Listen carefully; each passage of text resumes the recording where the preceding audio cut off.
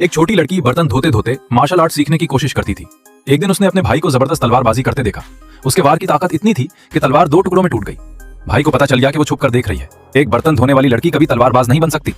सबके जाने के बाद लड़की ने खामोशी से 2 चॉपस्टिक्स उठाई और भाई वाला वार आजमाया। बज़ाहिर कुछ भी नहीं हुआ। वो मायूस होकर चली गई और सोचा शायद उसमें कोई सलाहियत नहीं, लेकिन हकीकत कुछ और थी। इसी लम्हे दूर पहाड़ों में एक तलवार जोर से जमीन पर जा गिरी और चट्टानें तक चीर गईं। छत पर बैठा एक पुरस्कार बुजुर्ग ये सब देख रहा था।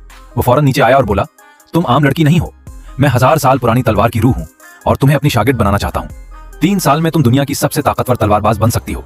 लेकिन लड़की जाओ जाओ ने इनकार कर दिया। उसने कहा, मैं सिर्फ अपने खानदान की तलवारबाजी सीखूंगी और अपने बाप को साबित करूंगी कि लड़कियां भी ताकतवर हो सकती हैं। बुजुर्ग ने जाते जाते उसे एक जेड लॉक दिया और कहा, अगर कभी इरादा बदल जाए तो उसे तोड़ देना, मैं फौरन आ जाऊंगा। जब जाओ जाओ घर पहुंची तो उसने देखा कि उसके वालिदैन खानदान की तलवार उसके भाई को दे रहे हैं।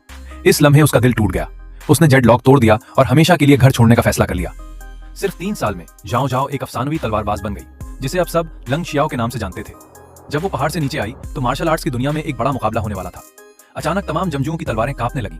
अगले ही लम्हे हजारों तलवारें आसमान की तरफ उठ गईं। सब लोग हैरान रह गए। वो घुटनों के बल बैठ गए और बोले, ये तो 5 मुकद्दस जमजुओं की ताकत है।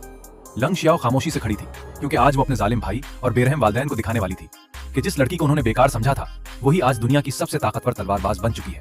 नेक्स्ट पार्ट के लिए पार्ट 2 कमेंट्स करो और चैनल को सब्सक्राइब कर दो।